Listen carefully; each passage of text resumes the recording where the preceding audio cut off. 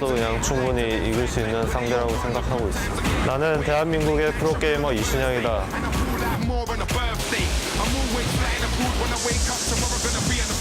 이지팀에 소속하고 있는 김동현이라고 합니다. WCS 북미에서 2등으로 올라왔습니다. 아무래도 한국에 힘들잖아요. 그래가지고 올라가기 쉬운 쪽으로 한국에서 크게 활약한 게 없어서 라이벌이라고 생각되는 선수는 없는 것 같아요. 딱히 그렇게 많지는 않아요. 네.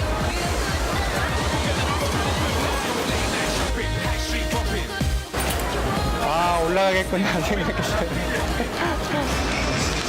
네, 제가 많이 긴장을 많이 하는 편이에요. 그것만 아니면 충분히 저도 그런 선수들 못지않게 잘한다 생각하기 때문에 후회하지 않는 경기를 꼭 하고 싶습니다. 나는 대한민국 프로게이머 김동현이다.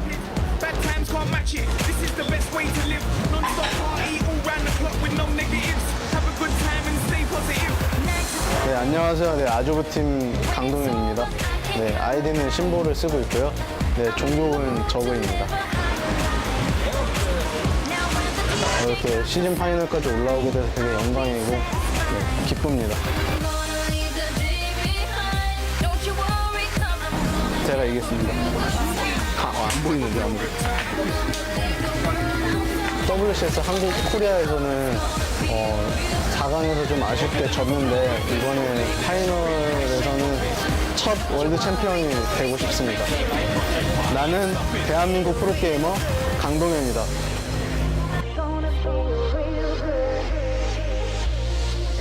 네, 안녕하세요. 삼성여택칸의 신늘입니다. 네, 현재 로로라는 아이디를 쓰고 있고 종족은 저그입니다.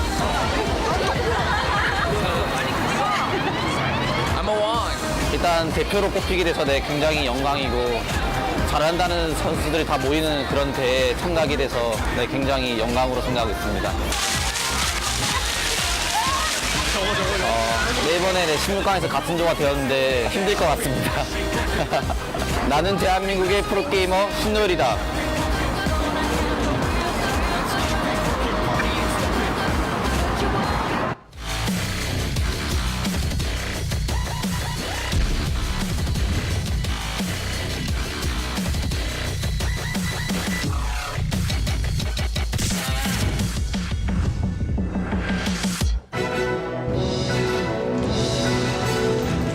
At this point in time, a lot of people expected the two Protoss players in Group C to be meeting in the winners match, but instead, ForGG has rolled over Hero 2-0, SOS has rolled over Symbol 2-0, and it's time to see how the two of them together will roll. The two players that looked absolutely dominating in game number one will now collide in the winners match to determine who moves on to the quarterfinals straight into day two. Here is our first player of this winners match. It is, of course, SOS. Looked incredible in that previous series. You know, it's one thing when, I watch a player like MVP play, and he does the things, the openings, the moves, the techniques that everyone else does, but he just does them better. But when I watch SOS play, virtually every single game I ever seen play, I think, I have never seen anyone do that. Yeah, he's different in every single game. And so far in the WCS season, he's gone 2-0 versus Bomber and 2-1 versus Tasia. No easy opponents, and that was in the round of 16. And now in the first round of the season finals, he faces ForGG, who returns to Korea. Now, to talk a little bit about ForGG's style, we've seen him ask the basic question, what's the general Protoss maneuvers as of nowadays? And it's focusing on Colossus, Templar, upgrades, and low gateway unit count. So what does he do? He goes mass Marauder. The best answer to Marauders are the gateway units, the Zealots and the Sentries. And we saw him just freaking decimate Hero. It was horrible. He killed him. He killed him easily. Can he do the same against just an opponent that looked is the best in the untouchable world at Protoss, as far as I'm concerned, as far as many are concerned. The game is already getting started. Oh my god, it's on my favorite map of all time ever, Neoplanet S. I want to get a dog and name him Neoplanet S.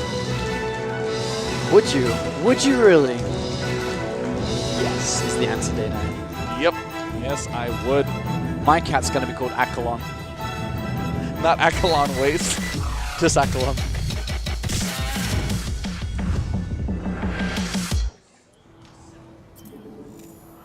All right, round of 16 Group C winners match. Down here is the red Protoss. There's SOS from Woodjing Stars. And up in the top right-hand corner, doing full spectrum of metagame play, the aggressive player from Team Millennium 4GG. Really interesting to see him go one barracks, expand, and then third command center to follow it up.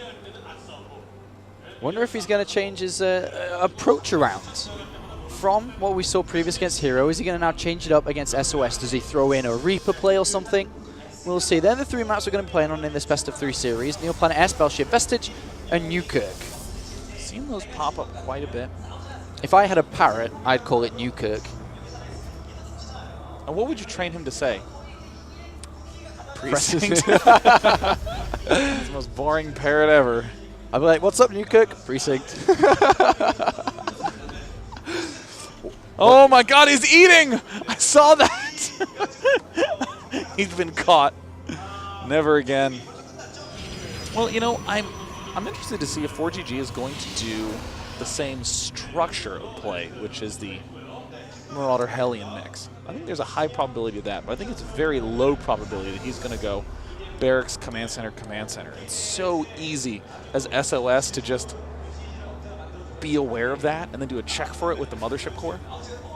Yeah, SOS actually checked up by his third base just to make sure there wasn't any proxy barracks. He is playing 4GG, mind you. He is playing 4GG, loves his proxy barracks, loves his aggression, but in this game he is going to be going once again one barracks command center. A second gas has been put down. What are you doing, Probe? Oh, he's going to stay there, Day 9. He's going to be building a pylon there, Day 9. I hope he builds a pylon. The alternative is that he can scout. There's a key timing that happens right around 3:15. It's when the first Marine is done. First Marine normally finishes at around 3:05 to 3:10. Oh, ignore everything I'm going to say. It's pylon. That's exactly what that Probe just said when he put that down. Yep. Because we are going to see a Stargate come down here. That would be a shock to see anything else. Technically, it is possible that he would go for a proxy robotics facility to get 2 Immortals to pop out immediately. It'd be very cool to see, but cool is not the name. The thing is, though, that 4GG is going to go in, and he's going to go, all right, there's one pylon. Where's the other? Wait a minute. Second pylon, he's checking for it. Where's the second pylon? Oh, I guess it's on the right-hand side. So now SOS is in a situation where it could be revealed. Oh, look, immediately checking, and there it is. There's He's checking at the north. You can see on the minimap 4GG. He's checking it all. Is he going to find it? Oh, there's a Marine. Oh my god, he's trying to draw the Marine away. It looks like 4GG's taking the bait. He's taking the bait. SOS doesn't have enough gas. Does he know? Does his 4GG going to go down there now? Oh my god, he's going. All right, so there's the Oracle. Okay, he sees it. But now he needs to prepare defense for it. The 2 barracks are coming down. He's got no engineering bay. He needs to get Marines in position. He's only got a handful of Marines here. He's got 4 Marines. Inside the bunker, they're great. Inside the main, not so much. Engineering bay panicking coming down here. SOS behind this will just very simply expand, but he loaded them up into the bunker. No, he didn't load them up into the bunker. He's just left the main bay, the natural here. He's not even going to bother trying to defend 2 locations. He's just going to defend 1. Smart play. He's just rallying backwards. We see the Mothership Core getting ready to join in. 4 barracks down. 4 barracks in production. He definitely has 1 done already. That means he's going for 5 barracks production. And he's just going to exploit this outside edge. He will likely get... Wow.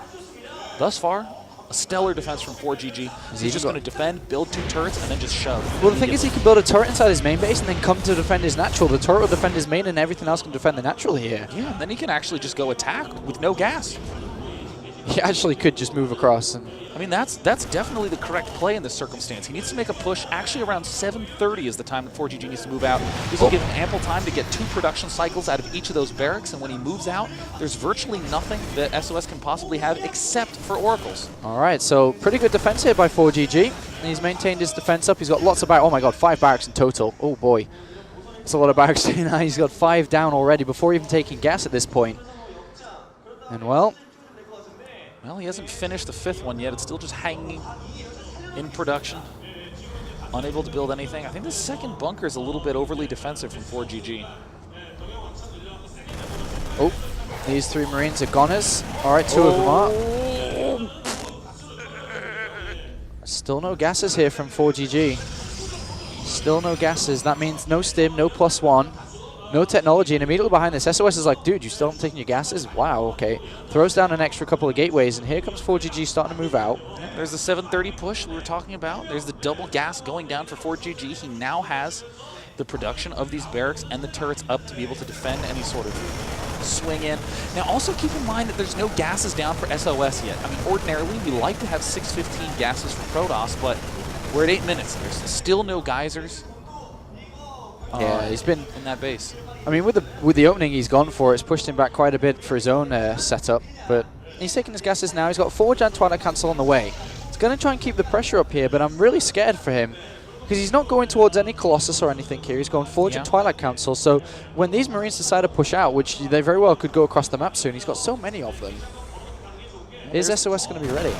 Oh, wow. 4GG's really trying to scoop up as many kills as he can. It looks like he's actually not going to be going for a push. We see out of SOS a little bit of fear, warping in a Zealot. Every Zealot he warps in is pretty significant at this early stage because all they're going to do is defend and attack. They can't be aggressive. All those minerals can't be dumped into building gateways. There's the immediate Templar archives. But against the Marauder-heavy 4GG, I actually think he's going to get 2 more tech labs from those barracks. 4GG's actually decided to get Combat Shields over Stim here. He's going to push out really soon. He's going to get a couple Marauders, and as soon as Combat Shields is ready, he's going to go. We actually see the Templar archives coming down for SOS. Ooh. It's such a weird game. I know, it's weird. Do you think the Templar Archives is going to help him out here? If he moves out, he's lost an Oracle too. I mean, it looks like he's just going to go for Storm, and he's going to be focusing on Chrono Boosting Probes for a little bit of time. Will he have enough High Templar? Because if you look at the amount of units that are going to be coming across the map with Combat Shields... He's going to be getting them one at a time, so... I guess if he hits one Storm from the high ground, if 4GG doesn't expect it, then sure, but if 4GG splits his units with Combat Shields, it's so close to coming in. I mean, at this point in time, 3rd Command Center before Starport, a fine idea. Going for Starport, a fine idea. This double upgrade, a fine idea. 4GG has pretty much nothing but good options at this point in time. He's actually going to be striking before Storm. Yeah, oh my God! A cannon's coming in. SOS knows he's in trouble. Sentries, he's gonna wall off. He should do. Okay, good. Okay, walls off. Gets 2 Marines. Cuts that down by 2. Even though it's not a big difference. Photon overcharges you now. that poor But if Marine. he storms from the high ground next to that pylon, a scan goes down. That would have revealed the High Templar. That actually would have revealed the High Templar. Yep, he sees it. He sees exactly what he's up against. And it looks like 4GG is deciding this is the time to have no fear. Look at how late that gas was. He only has, what, 2 Templar? 3 Templar up now? Templar. If he walks down south, remember he doesn't have stim, he can't dodge anything. If he walks south of there, he must have seen a High Templar with that scan. He should, he definitely saw it, and he should definitely just chill. Yeah. We're starting to see him just, poach away from that ledge as well, but I think the big thing that you have to be worried about as 4GG is the Zealot leg speed, because you don't have stim. You can't just see this army and run away. And again, the Sentries and the Zealots are the big Marauder killers. All right, well, we are going over to Widow Mines, and it looks like he's going to probably plant that on the 3rd base to deny, but we actually see 4GG looking to engage. He's willing to engage out in the open. 4GG is being so risky right now. Yeah. It's risky just because he doesn't quite know when Zealot leg speed is done. I mean, given that we can see, we know it's not risky. He's in fine shape, but I mean, 4GG has just balls of steel, man. He's playing this out really well. 3rd Command Center's down. The Armory's coming in, so we can go over to 2-2. A couple of Marines go down. 2 Marines get slaughtered. He's only lost 4 Marines with this push out, remember. 5 Marines now. That's nothing for what he's actually put into this. SOS feeling the pressure as is getting ready to take that Nexus down. But 4GG with Stim almost completed and Medivacs now entering the field. This is where things are going to get difficult for SOS. He's going to have to defend on multiple fronts. Oh my God, he doesn't have detection. He has a cannon on the natural. So he will have detection on the natural. But yeah, no robo. SOS hears me and throws down the robo. Yeah, I mean, are the Oracles even alive anywhere? Are they floating by the 3rd? I can't quite see on the mini-map. I don't know. I think I remember seeing him lose 1. I don't know if he lost both. All right, so here comes this drop. Oh, and there it is. Goes down, and oh, it's in detection range. Just. Very close. Feedback goes down on this one. Doesn't really want to let that land in the main base especially. Looks like 4GG was doing a little bit of storm dodging. Does fall down. All right, so 2-2 on the way now, and that's a lot of units there for SOS, but no third base yet for him. Getting his +3 armor. But that's a lot of units that still 4GG has. I'm not exactly seeing the same style out of 4GG. This is much more traditional, just Marauder, Marine. He does have that 6th barracks up to be able to churn out. Oh wait, no, never mind. There's the Hellbats. A second factory too. Wow. Is he? He's going to focus heavily on Hellbats here. I wouldn't be surprised if he got just another reactor on that and go 4 Hellbats at per cycle. 4GG does have stim though, so we'll be able to get out. We're seeing that those force fields are doing so much work against this force. 4GG's got to split like happy if he wants to stay alive. He's looking to snipe a third Nexus here. It's not actually down at that south location, it's on the west. As he stims and runs in. SOS not wanting to take it down there. Zealot with a Zealot Templar force, left expansion, much easier to hold. Quite difficult to hold that south expansion. Well, 2-2 upgrades are about to come in. We have the 2 factories down as well. I'll see if he has a reactor onto that. I'm expecting it to be so. 4GG has a lot of money in the bank. 2-2 almost done. When that 2-2 finishes the Apollo, he's going to begin cranking right on up. But SOS making the proper read, starting to sense that 4GG is devoting a little bit too much to the here and now, to the mid-game bio force. And saying, okay, well, I'm just going to go straight for the Colossus. Begin cranking up in that sense.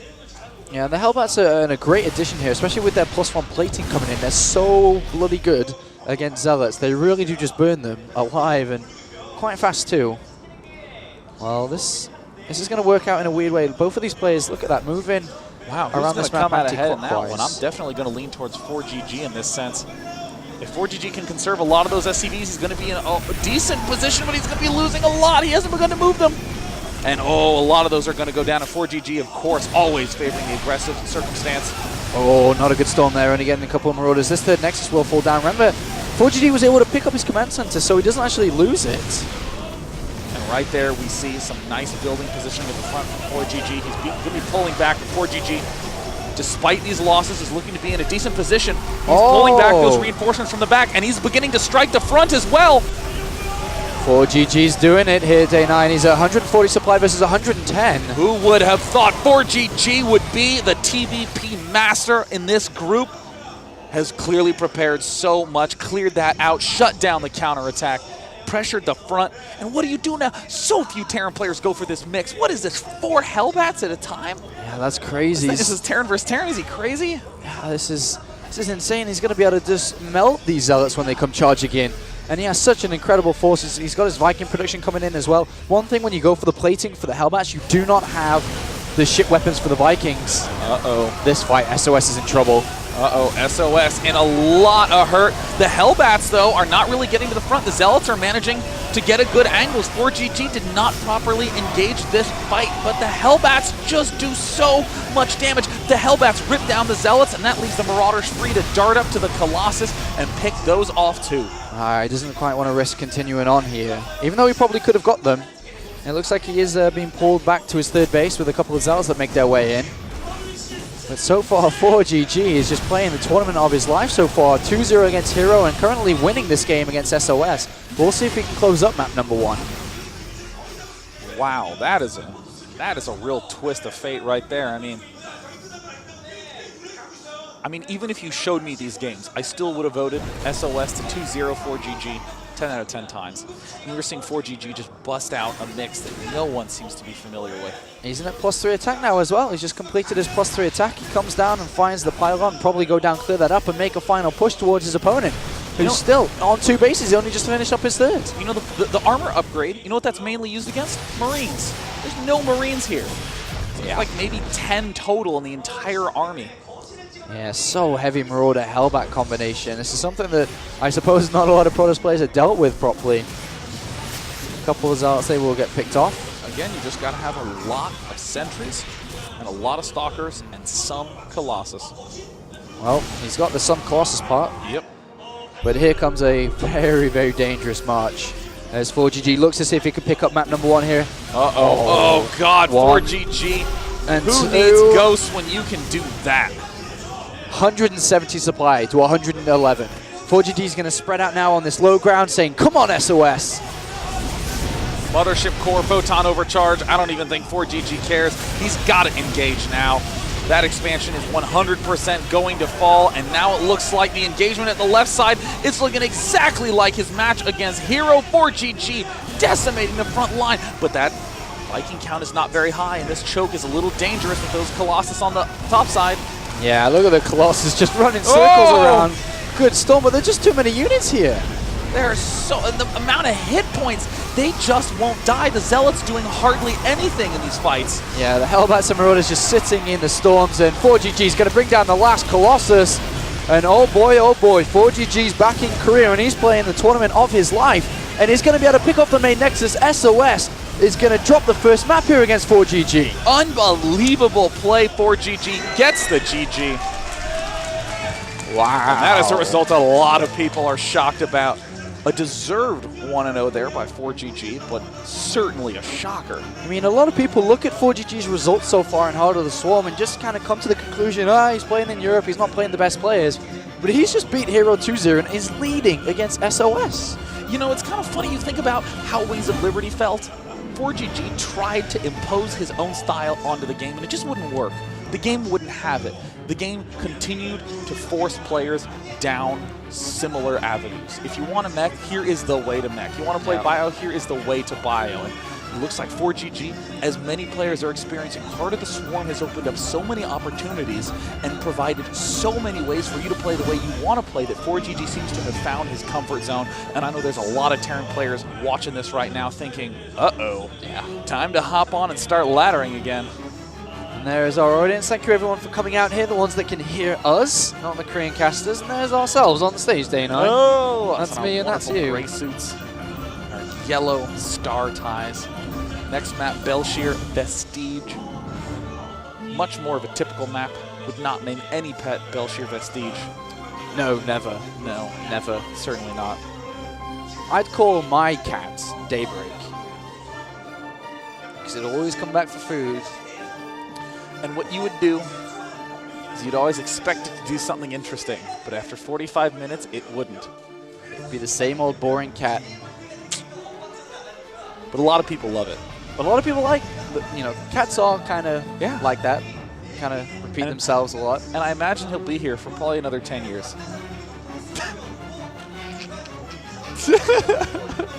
So, SOS taking a few words of advice here. Probably from his coach. Team Ninja, really great team. Been around for an extremely long time. Currently at the top of Pro League here in Korea. A lot of notable Brood War players, like Solkey, like Zero. Really exciting to see them carry those skills over to SC2. ForGG been training with Team Millennium quite a bit, but also ForGG is a machine. There's been many times when I go to bed and he's streaming, and I sleep way longer than my body needs to, and I get up and he's still streaming, and I go to lunch and I eat way more than my body needs to, and I come back and he's still streaming. I mean, maybe he streamed for 30 minutes total at just the right time. But I filled in the blanks, and he's an animal. He's known for having some of the highest amount of games played every ladder season. And he's got one of the highest win percentages too on that European ladder. But we're about to jump into map number 2, Belshir Vestige. ForGG representing Europe here. Finished 3rd and 4th place versus SOS, finished in the same position in Korea. Who is going to pick up this map number 2? Spawning down the bottom right-hand corner, having every crazy strategy ready to go. But I think he's going to need to play a little bit more calmly. This game, SOS in the bottom right, his opponent going Marauder Hellbat. Who needs Marines? ForGG does not. Marineless TVP is essentially what he's doing. I mean, he's building a couple of extra Marines because, you need to get Marines early and you just don't quite have the gas to do Marine free. I definitely feel that Immortals should be thrown into the mix of the Protoss composition to deal with this. The amount of damage they'd be able to deal out, especially to the heavy Marauder composition, could be devastating. But ForGG is, he had a great run in the WCS EU, losing to Stefano for losses to 1. Well, Win. I mean, Stefano won 2 of the games, and then ForGG killed all his full medevacs with mines. Yeah. Oh, that was so funny. They're actually discussing. They're actually What would discussing, you do? They're discussing, do you think we'll be on camera at some point today?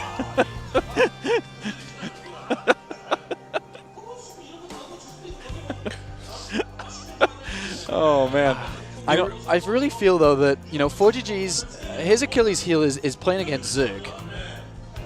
And if he was to lose this match, he has a potential game against Symbol, depending on how the Symbol hero game goes. So for ForGG's chances in this tournament, definitely wants to be trying to win this game against SOS. It's very close to moving on. God, ForGG, I mean, we have already seen a real surprise with Alicia making it out of a tough group. Yeah. Certainly every group at WCS Season 1 Finals is a group of death, but I think this is widely considered to be the group of death. It is the death group, Diapollo. The death group. The group of death, group death. And ForGG to come out of that first place would be just stupefying.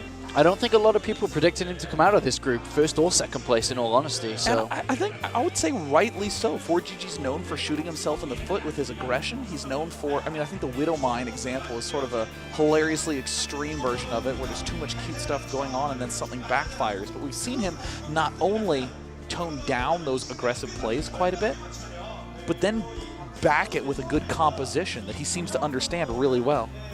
Well, he's gone for his 1 barracks command center, and we'll see if he adds on additional barracks or if he throws down the 3rd command center again. I wouldn't be surprised to see the 3rd command center.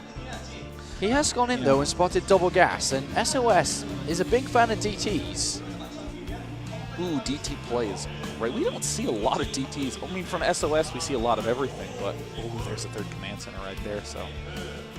SOS isn't really going to have an opportunity to scout this. He's never going to get into the main base. He may be able to try to swing the mothership core around, but there's the Stargate. After expanding here. Well, I mean, what do you make of this? Well, what are your thoughts? Well, I think this is SOS's way of saying, I know I'm going to need detection anyways.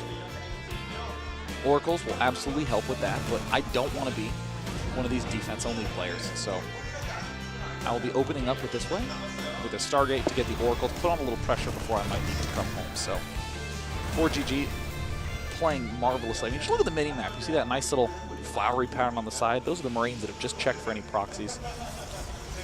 All right, well, 3 barracks have come down behind this for ForGG, and we are going to be seeing this Oracle, I suppose, come out from the Stargate. The problem is, though, ForGG, he probably thinks that there isn't a Stargate in this game. All his Marines are going to, usually be on the natural in case there's a gateway push or some form of push whatsoever. Yeah. So we could actually see, even though he's not proxied, more damage done by the Oracle in this game than we did previous. Well, interestingly, you can start saving Oracles right now because your opponent is generally going to finish Stim at 10 minutes. Stim is a 3-minute long upgrade. You don't see a tech lab yet. So you can save up Oracles and you can strike in one fell swoop and do a ton of damage. Yeah. I don't think that is the style of SOS. I think, yep, see him more likely go for Forge and follow up with some Templar-based play. All right, well, there's the tech lab coming down in the main base to get that Stim. No engineering bay or factory. It will be coming down soon, though. I think it's in the next 15 seconds or so, depending on if he wants to get Stim straight away or the factory. So, wait, he built the factory and then cancelled it, and then got Stim. Okay. All right. Okay, 4GG. He's like, take that, Diapollo. Well, How much damage? How many? How many kills? 6. 6? All right. 6 is going to be 4. the number. 4. 1, 2. 3. And... Oh, no. Oh. Oh, no. Oh, no. Ah, we're both wrong. Well, I was more right because mine was a multiple of 3. But mine was closer to 3. Mine was 4. That doesn't make any sense at all. Ah. Armor going down right now. Until the charge 2. Yeah, SOS is a big Twilight Council fan in general, to be honest. Whether it be DTs or Templar, it doesn't matter. He does love his Twilight Council play. Been, illustrated throughout his entire season. Oh, dear me. Doesn't manage to get out. Deary me. Well, he almost lost it. He almost, not almost. If he lost it, That would have been deary me indeed. I thought he was going to. Blimey. Oh, shucks. Templar Archives finishing up. Quite And, an early wow. third, though. Look at that, 8:30 thirds. Yeah, an 8:30 third base. He's getting Templar Archives and the Zealot leg speed. It looks like he's going to rely yet again